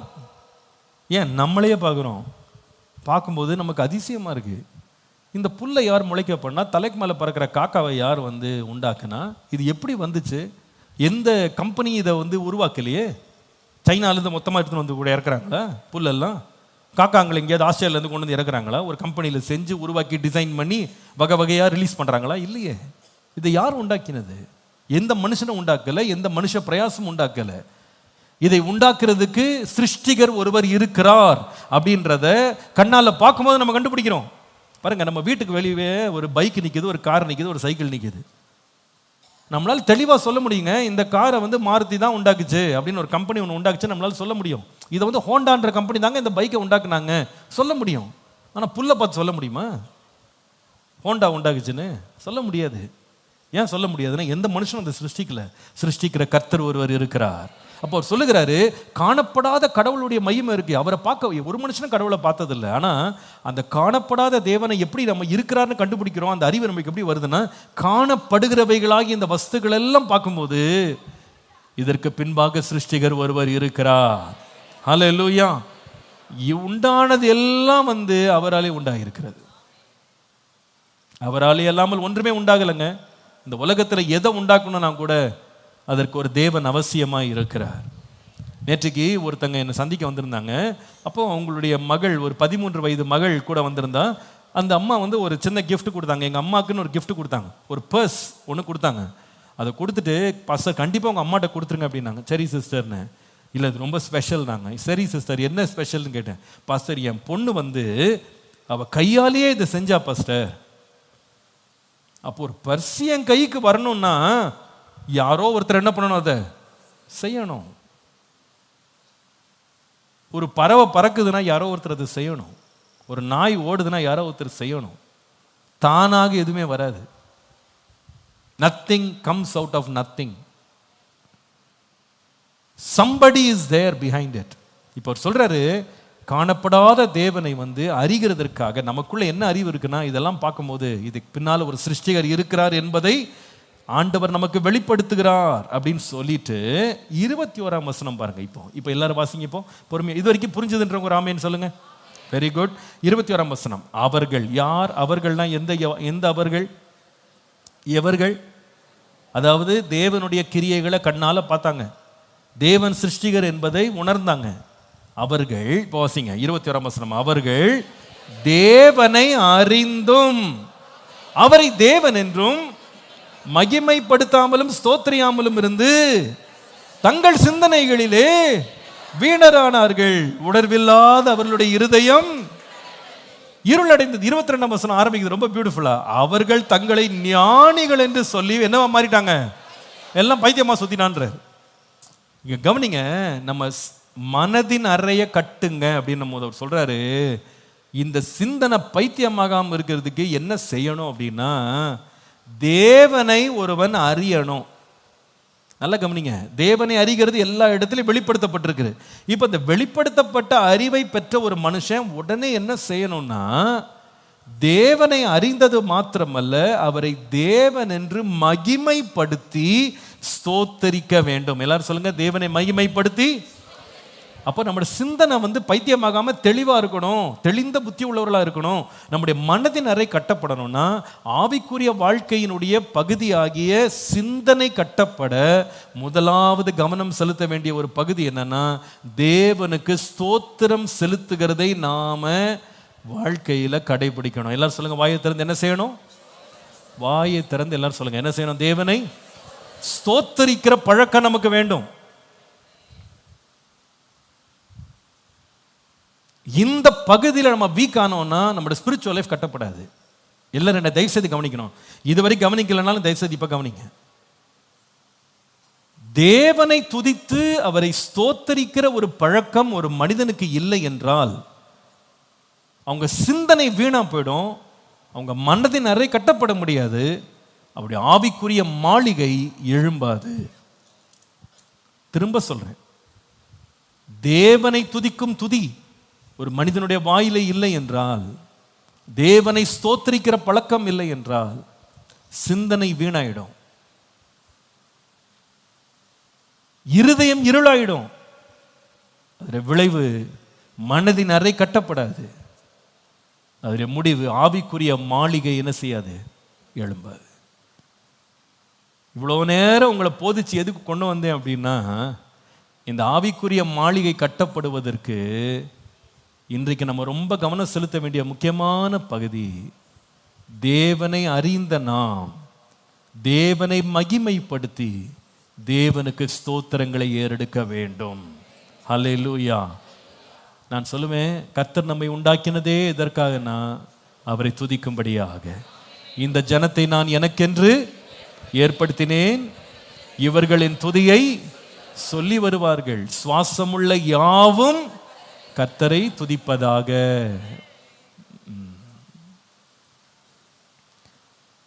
பரிசுத்த ஆசாரிய கூட்டமாய் தெரிந்தெடுக்கப்பட்ட உடன்படிக்கையின் ஜனமாய் கர்த்தர் நம்மை தெரிந்தெடுத்ததுக்கு நோக்கம் என்னன்னா, நம்முடைய வாயிலே கர்த்தர் புது பாட்டை தந்து அவருடைய நாமத்தை துதிக்க வேண்டும் என்று கர்த்தர் நம்மை ஏற்படுத்தி இருக்கிறார். விசுவாசிங்க, நல்லா கவனிங்க. எல்லாரும் என்ன ஒரு நிமிஷம் பாருங்க, எல்லாரும் கவனிங்க. உங்க ஸ்பிரிச்சுவல் லைஃபை பில்ட் பண்றதுக்கு மிக முக்கியமான ஒரு காரியம் ஆராதனை. எல்லாரும் சத்தமா சொல்லுங்க, என்னது? தேவனை ஆராதிக்க ஒரு மனுஷன் தான் வாழ்க்கையில நேரம் எடுத்து அந்த பழக்கத்துக்குள்ள வரலன்னா உங்க ஆவிக்குரிய மாளிகை கட்டப்படாது. ஏன்னா சிந்தனையை வீணாக்கி விட்டுரும். சிந்தனை வீணா போச்சுன்னா எல்லாமே இருளா போயிடும். நீங்க ஆராதனைன்றது நேரம் போகிற ஒரு காரியம் நினைக்காதீங்க. ஆராதனை என்பது நம்முடைய மனதை தெளிவாக்குற ஒரு காரியம். தேவனை மகிமைப்படுத்த சிந்தனை வீணாய் போகாமல் தேவனுக்குரிய மகிமையை செலுத்தும் போது அது நம்முடைய ஆவிக்குரிய மாளிகையை கட்டி எழுப்புது. பிசாசானவன் இந்த ஆராதனைக்கு விரோதமா எப்பொழுதும் செயல்படுறான்றதை மறந்துடாதீங்க. ஏன்னா அவனுடைய விழுகையே எங்க வந்துச்சுன்னா ஆராதனையில தான். தேவனுக்கு செலுத்த வேண்டிய மகிமையை தாம் பக்கம் திருப்பினான். நான் ஏறுவேன், வானபரியந்தம் உயருவேன், என் சிங்காசனத்தை நிலைப்படுத்துவேன், என்னை ஆராதிக்கிற பொருளை மாற்றுவேன்னு பிசாசு எழும்பின போது கர்த்தர் தட்டி விட்டார் அவனை கீழே. அவ்வளவுதான். அவன் ஆராதனை செய்யாமல் விழுந்தான். தேவனை ஆராதிப்பதற்கு பதிலாக தன்னை ஆராதித்தான். அதனால விழுந்து போனான். இன்றைக்கு அவன் நம்ம எப்படி தாக்குறான்னு கேட்டா, நீ ஆராதிக்காதன்னு நம்மளை என்ன பண்றான்னா தடுக்க பார்ப்பான். அன்றைக்கு இஸ்ரவேல் ஜனங்களை மோசே வழி நடத்தும் போது பார்வோன் இடத்துல போய் சொல்றாரு, எங்கள் கர்த்தரை நாங்க போய் வனாந்திரத்தில் ஆராதிக்கணும், எங்களுக்கு அனுப்புங்க, 3 நாள் லீவ் கொடுங்கன்னு கேட்டோம். 7 நாள் பண்டிகை. அந்த தேவன் யாருன்னு எனக்கு தெரியாது, உங்களை அனுப்ப மாட்டேன், நீங்க வேலை செய்யுங்க, வேலை தான் முக்கியம், ஆராதனை முக்கியம் இல்லை. அந்த சோதனை இன்றைக்கு வரைக்கும் ஒவ்வொரு தேவனுடைய பிள்ளைக்கு இருக்கு. நீ ஆராதிக்காத, நீ பணம் சம்பாரி, வேலை செய், நீ வயிற்றை பாரு, குடும்பத்தை பாரு, நீ பட்டணங்களை கட்டு, வீட்டை கட்டு, நீ படிக்கப்போ, இப்படியே தான் இன்றைக்கு வரைக்கும் தேவனை ஆராதிக்கிற ஆராதனைக்கு இடம் கொடாதபடி அதை பின்தள்ள பிசாசு நம்மை சோதிக்கிறான் என்பதை மறந்து போகாதீங்க. விசுவாசிகள் ரொம்ப ஜாக்கிரதையா இருக்கணும். இன்னைக்கு சில பேர் இந்த ஆராதனை என்ற பகுதியவே அசட்டை பண்ணுகிறவர்களா இருக்கிறாங்க. விசுவாசிகளை கவனிக்கிறவங்க ராமேன்னு சொல்லுங்கள், ரொம்ப முக்கியம். நிறைய பேர் பாருங்க, இந்த ஆராதனை வேளையில் அவங்க காண்பிக்கிற அசட்டைகளை நான் உங்களுக்கு சொல்லுகிறேன். எப்படிப்பட்ட அசட்டைகள் அப்படின்னா, முதலாவது ஆராதனைக்கு வருவதையே தவிர்த்து விடுவது. அதாவது ஆராதனை முக்கியம் இல்லை, செய்தி தான் முக்கியம் அப்படின்னு சொல்லி செய்தி வேலைக்கு முக்கியத்துவம் கொடுத்து செய்தி வேலையில் 100% அட்டெண்டன்ஸ். ஆராதனை வேலையில் அட்டெண்டன்ஸ் எவ்வளோன்னு கேளுங்க. நிறைய இடங்களில் பார்த்தா, நம்ம சபை கொஞ்சம் பரவாயில்ல, ஆனால் பொதுவாக எல்லா இடங்கள்லையும் பார்த்தீங்கன்னா ஆராதனை நேரத்தை ஒரு அசட்டை பண்ணி அது தேவையில்லை, பரவாயில்ல, அது மற்றவங்க ஆராதிக்கட்டும், நம்ம பொறுமையாக போகலாம். இப்போ 5 மணிக்கு ஆராதனைக்குன்னு வந்துடுறோம். 5 மணிக்கு ஆராதனைன்றதை நம்ம பொறுமையாக போகலாங்க, என்ன அவசரம், ஒரு 6 மணிக்கு போகலாம், ஒரு 6:30க்கு போகலாம். பாஸ்டர் எப்படியும் செய்திலாம் இப்போ 6:30 தான் ஆரம்பிக்கிறாரு, அதனால 6:30க்கு போயிடலாம், ஆராதனைலாம் தேவையில்லை அப்படின்ற ஒரு அசட்டைக்குள்ள சில பேர் வந்துட்டாங்க. அவங்க என்ன நினைக்கிறாங்கன்னா, பிரசங்கத்தை கேட்கறது தான் ரொம்ப முக்கியம், ஆராதிச்சா என்ன, ஆராதிக்காட்டி என்ன, அவங்க எல்லாம் பாடுவாங்க, நம்ம போகலாம் பொறுமையா. இந்த அசட்டை சிலருக்கு உண்டு. இன்னும் 2வது இருக்கு, சில பேர் நேரத்துக்கு வந்துருவாங்க, வந்தாலும் கூட வாயை திறக்க மாட்டாங்க. ஆராதனை நேரத்தில் வேடிக்கை பார்ப்பாங்க, செல்போன் பார்ப்பாங்க, அப்படியே உட்காந்து கிடப்பாங்க. நான் பார்க்குறேன். இப்போ பாருங்க, இங்கே இந்த ஆலயத்துக்குள்ளே நேரடியாக கண்ணில் பார்க்குறவங்க பெரும்பாலானோர் ஆராதிக்கிறாங்க, நல்ல விடுதலையோடு ஆராதிக்கிறாங்க. இதே இது ஷெட்டில் போய் உட்காந்தாங்க வச்சுக்கிட்டுங்களேன், அங்கே பார்த்தீங்கன்னா அங்கேயே உட்காந்து வேடிக்கை பார்த்துட்டு இருக்காங்க, அங்கே பேசிக்கிட்டு, அங்கே என்னமோ பாட்டு கச்சேரி நடக்குன்னு நினச்சிக்கிட்டு இருக்காங்க, ஏதோ பாடிக்கிட்டு இருக்காங்க, டிவியில் பார்த்து ஜாலியாக கச்சேரி பார்த்துட்டு, அங்கே என்னென்ன முகத்தை காட்டுறாங்க, யாரை காட்டுறாங்க, இதை பார்த்துட்டு வாயை திறந்து ஆண்டவரை துதிக்கிறது இல்லை. வேதம் சொல்லுது தேவன் என்று அவங்க அறிஞ்சாங்க, ஆனா தேவனை மகிமைப்படுத்தாமலும் ஸ்தோத்திரியாமலும் இருந்தாங்க. இன்னைக்கு நிறைய பேருக்கு வாயை திறந்து கர்த்தரை ஸ்தோத்திரம் பண்றதுக்கு அவ்வளவு வெக்கம், ஏன்னா ரொம்ப படிச்சுட்டாங்க. சில பேர் ரொம்ப டீசென்ட் நினைக்கிறாங்க, நம்மெல்லாம் ஸ்தோத்திரம்லாம் சொல்லக்கூடாதுங்க, நம்மெல்லாம் வாயை திறந்து ஆண்டவரை ஆராதிக்க கூடாது, நம்மெல்லாம் வாய் மூடி இருக்கணும். ஆனா மற்ற எல்லாத்தையும் பேசுவாங்க. இவங்க இப்படி வாயை திறக்க மாட்டாங்களான்னு கேளுங்க, இங்க மட்டும்தான் திறக்க மாட்டாங்க, மற்ற இடத்துலலாம் வாயை மூட மாட்டாங்க. தேவனை துதிக்கணும் அப்படின்னா அப்படி ஒரு நிசப்தம், அப்படி ஒரு அமைதி, அப்படி ஒரு அடக்கம் உள்ள வந்துடும். இது என்ன பிரச்சனை தெரியுமாங்க? உங்க ஆவிக்குரிய மாளிகை கட்டப்படாமல் இருப்பதற்கு பிசாசு செய்கிற ஒரு வஞ்சனை.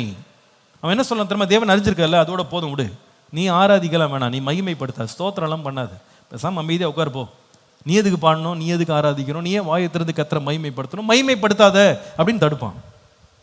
ஆனா நாம புத்தி தெளிவுள்ளவர்களா இருக்கணும். என்னுடைய ஆவிக்குரிய மாளிகை கட்டப்பட, என்னுடைய மனதின் அறையை நான் கட்டணும், என் சிந்தனைகள் கட்டப்படணும். இந்த சிந்தனை இருளா போகாமல் இருக்கிறதுக்கு நான் தேவனை துதியாமல் ஸ்தோத்திரியாமல் இருக்கக்கூடாது. கர்த்தரை நான் எக்காலத்திலும் ஸ்தோத்திரிப்பேன், அவர் துதி இப்பொழுதும் என் வாயில. கர்த்தருடைய ஆலயத்துக்கு போவோம் வாருங்கள், என்று சொன்ன பொழுது மனம் மகிழ்ச்சியா இருந்தேன். என்னட்டு அங்கே பாஸ்டர் கேப்ரியல் பிரசங்கம் பண்ணுவார். அப்படியா போட்டிருக்கு? என்ன போட்டிருக்கு? கர்த்தருடைய ஆலயத்துக்கு போவோம் வாருங்கள் என்று சொன்ன பொழுது நான் மன மகிழ்ச்சியா இருந்தேன். ஏனென்றால் கர்த்தருடைய ஜனங்கள் அங்கே கர்த்தரை துதிக்கும்படி செல்லுவார்கள். எல்லாரும் சொல்லுங்க, எதுக்கு கர்த்தருடைய ஆலயத்துக்கு வர்றேன்? சத்தமா சொல்லுங்க. ஆமா, அடுத்த வாரம் துதிக்க வாங்க, துதிக்க வாங்க.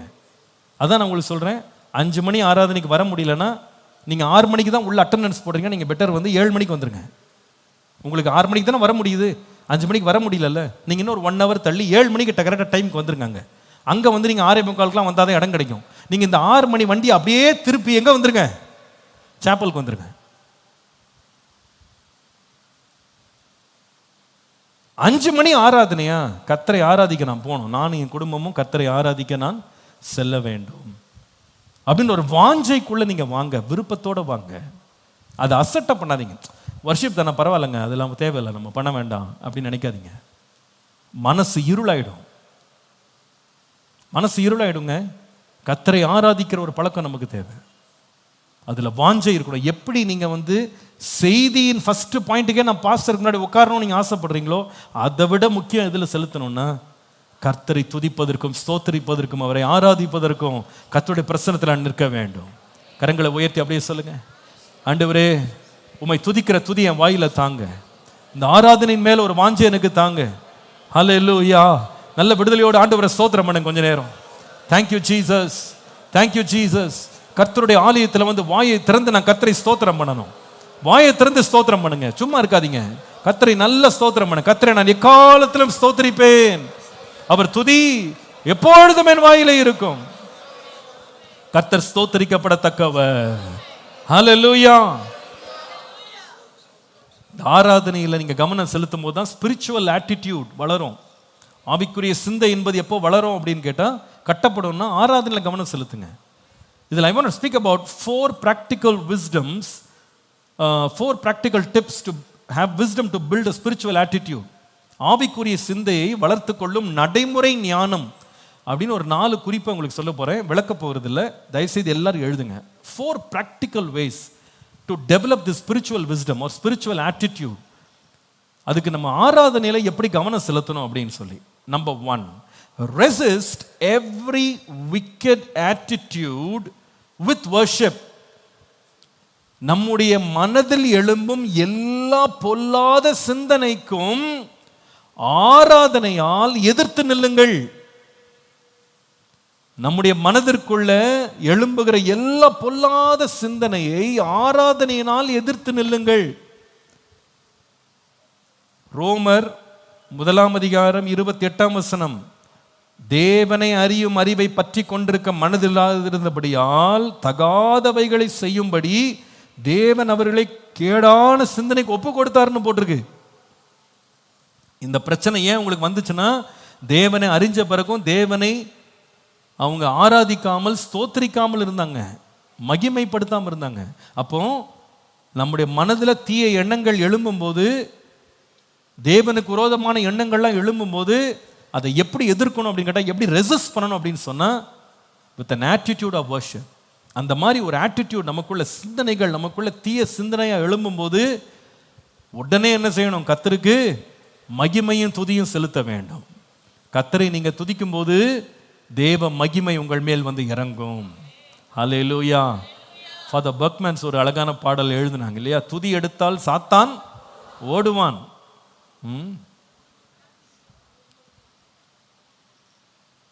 நீங்க ஓட வைக்கணும்னா சிந்தனையை தெளிவாக்குறதுக்கு ஆராதிங்க, ஆராதிங்க. சில பேர் பெரிய தப்பு, நீங்க ஒரு பெரிய தப்பு, ஒரு வஞ்சனையில் என்ன மாட்டுறீங்க தெரியுமா?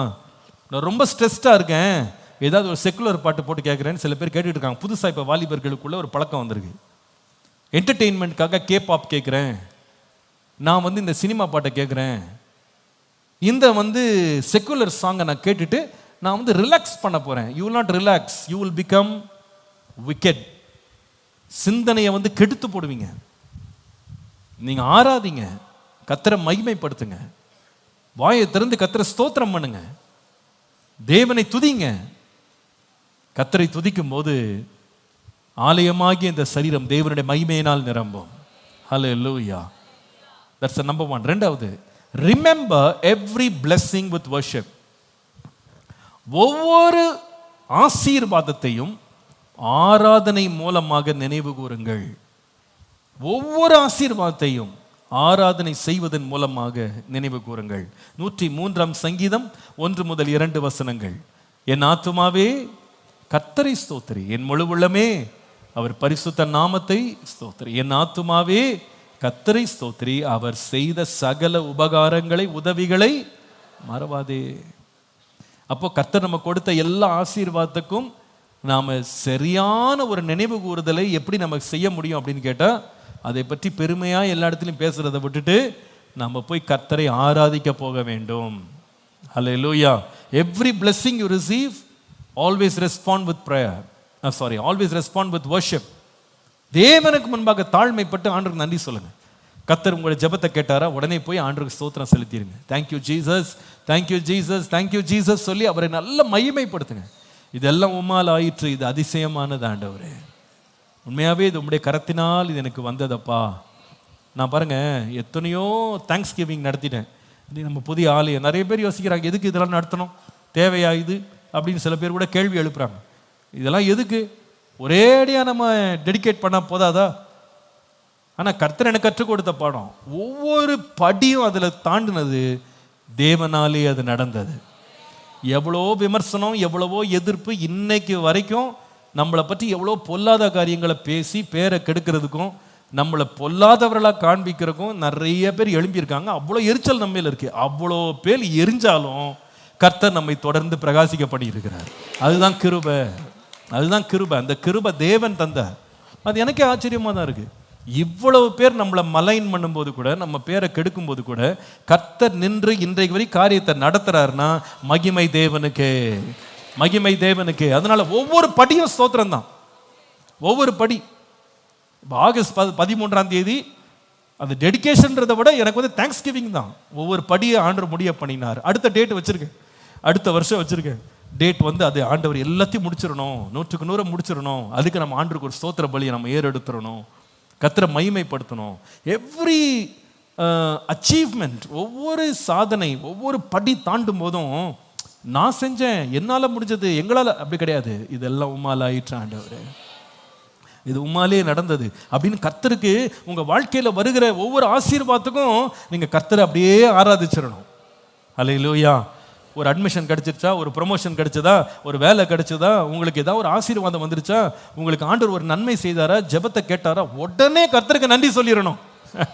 நீங்கள் நிறைய பேர் பண்ணுற தப்பு என்னன்னா, தங்க கேட்டது கிடைக்காத போது கர்த்தர் தான் கொடுக்கலன்றது, ஏதாவது கிடைச்சிருச்சுன்னா எல்லாம் நான் கஷ்டப்பட்டு வாங்கிட்டேன்றது. எல்லாமும் மாலே ஆயிற்று. ஒவ்வொரு பிளெஸ்ஸிங் வரும்போதும் நீங்கள் பெருமைப்படக்கூடாது. சில பேர் தாழ்மையில் இருக்கும்போது ரொம்ப வந்து ஆண்டவர் ஆராதிச்சு நன்றி சொன்னாங்க, ஜெபம் பண்ணாங்க. ஆனால் ஆண்டவர் உயர்த்தி ஆசீர்வச்ச பிறகு இப்போ ரொம்ப பெருமையாயிட்டாங்க. இப்போ அவங்க ஆராதிக்கிறது அவங்களுக்கு ரொம்ப, அவங்களுடைய ஸ்டேட்டஸ்க்கு ரொம்ப குறைவாக தெரியுது. அது வல்ல ரெஸ்பான்ஸ். தாவீது சொன்னான், தேவரீர் என்னை இது வரைக்கும் கொண்டு வந்ததற்கு நான் எம்மாத்திரம், என் வீடு எம்மாத்திரம் ஆண்டவரே. அவ்வளோ பெரிய உயரத்தில் தேசத்தின் முதல் மனிதனாக ராஜாவாக உயர்த்தப்பட்ட போது அவன் ஆண்டவரை மட்டும்தான் ஸ்தோத்தரித்து மகிமைப்படுத்தினான். ஏன்னா இவ்வளோ தூரம் கொண்டு வந்தது எங்கள் அப்பா அம்மா இல்லை, எங்கள் குடும்பம் இல்லை, எங்கள் ராஜா கிடையாது, எங்கள் கூட இருந்த வீரர்கள்லாம் கிடையாது, யாருமே கிடையாது, நீங்கள் தான் ஆண்டவரே, நீங்கள் தான் ஆண்டவரே, நீங்கள் தான் ஆண்டவரேன்னு கர்த்தரை மகிமைப்படுத்தினான். அல்லேலூயா. 3வது எழுதுங்க, respond to every constraint with worship. ஒவ்வொரு நெருக்கடியையும் ஆராதனையோடு பதிலளிங்க. வாழ்க்கையில் வரும் ஒவ்வொரு நெருக்கடியை ஆராதனையின் வாயிலாகவே பதிலளிங்க. Respond to every constraint with worship.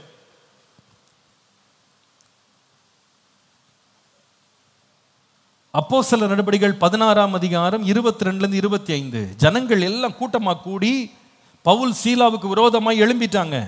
அதிகாரிகள் வஸ்திரங்களை கிழித்து போட்டாங்க, அவர்களை அடிக்க சொன்னாங்க. அநேக அடி அடிச்சுட்டு சிறைச்சாலையில் வைத்து அவர்களை பத்திரமாய் காக்கும்படி சிறைச்சாலை தலைவனுக்கு கட்டளையிட்டாங்க. இப்படிப்பட்ட கட்டளையை பெற்றவர்களை உட்காவலிலே வைத்து கால்களை தொழுமரத்தில் மாட்டி வைத்தான் அந்த மனுஷன். அப்பொழுது 25ஆம் வசனம், நடு ராத்திரியிலே பவுலும் சீலாவும் ஜெபம் பண்ணி தேவனை துதித்து பாடினார்கள். அவ்வளோ பிரச்சனைக்கு நடுவில் அவங்க என்ன பண்ணாங்க சொல்லுங்க? எப்படி அதை ரெஸ்பாண்ட் பண்ணாங்க? பிரச்சனைக்கு பார்த்து ஓலம் போடலை. ஐயோ எங்களுக்கு இப்படி ஆகிப்போச்சே, ஊழியத்துக்கு வந்து என்ன பிரயோஜனம், கர்த்தர் அழைச்சாரா இல்லையா தெரியலையே, அப்படி உதைக்கிறானே அடிக்கிறானே அப்படின்னு அலறல்ல. என்ன செய்தாங்க? அந்த பிரச்சனை நடுவில், நெருக்கடி நடுவில் கர்த்தரை துதித்தாங்க. எல்லாரும் சொல்லுங்க, என்ன செய்யணும்? ரொம்ப பிரச்சனை எழும்புதா என்ன செய்யணும்? சத்தமா சொல்லுங்க, என்ன செய்யணும்? நல்ல ஸ்தோத்திரம் பண்ணி கர்த்தரை துதிக்கணும். ஹல்லேலூயா. கடைசியா 4வது, regularise every day with worship. ஒவ்வொரு நாளையும் ஆராதனையினால் ஒழுங்குபடுத்துங்கள். எவ்ரி சிங்கிள் டே ரெகுலரைஸ் பண்ணுங்க, டிசிப்ளின் பண்ணுங்க with worship. Regularise every day with worship. Every attitude, every blessing, every constraint, every day respond with worship. தானியேலை குறித்து தானியேல் 6:10 வாசிக்கிறோம்.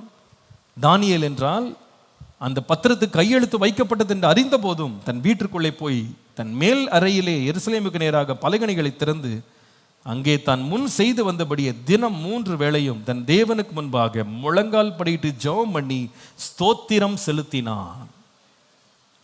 டெய்லி ரெகுலராக ஒரு 3 வேளை அவன் கர்த்தருக்கு ஸ்தோத்திரம் செலுத்த ஆரம்பித்தான். இதனால் நீங்கள் கொஞ்சம் கன்சிடர் பண்ணி பாருங்க. முதலாவது, என்னுடைய பொல்லாத சிந்தனைகள்லேருந்து மேற்கொள்றதுக்கு நான் கர்த்தரை ஆராதிப்பேன். ஒவ்வொரு ஆசீர்வாதம் வரும்போதும் கர்த்தருக்கு நன்றி சொல்லுவேன். எத்தனை நெருக்கடிகள் வாழ்க்கையில் வரும்போதும் கர்த்தருக்கு ஆராதனை செய்வேன். தினம்தோறும் வழக்கத்தின்படியே ஒழுங்காக கர்த்தரை ஆராதிப்பேன். ஆக கர்த்தரை நான் எக்காலத்திலும் ஸ்தோத்திரிப்பேன். அவர் துதி எப்பொழுதும் என் வாயிலே ஆசீர்வைத்தாலும், நெருக்கடி வந்தாலும், சிந்தனை கெட்டு போனாலும், மகிழ்ந்திருந்தாலும், என்ன நடந்தாலும் கர்த்தரை எப்பொழுதும் ஸ்தோத்திரிப்பேன். நீங்க ஆராதனை உங்க வாழ்க்கையில பெருக பண்ணுங்க, சிந்தனை தெளிவாக மாறும், முடிவு ஆவிக்குரிய மாளிகை கட்டப்படும். இந்த ஞானத்தை கர்த்தர் நம்ம எல்லாருக்கும் கிருபையாய் தருவாராக. ஹல்லேலூயா, ஹல்லேலூயா. இன்றைக்கு நான் உம்மை ஸ்தோத்திரிப்பேன் ஆண்டவரே, உம்மை ஆராதிப்பேன். கர்த்தர் நம்மோடு இடைப்பட்ட வார்த்தைகளை வெறும் வார்த்தையாக ஏற்றுக்கொள்ளாமல் நம்முடைய வாழ்க்கையாக மாற்ற கர்த்தர் கிருபை தர ஜெபிப்போம். கர்த்தருடைய முகத்தை நோக்கி பார்ப்போம். கர்த்தர் நல்லவர். ஹல்லேலூயா.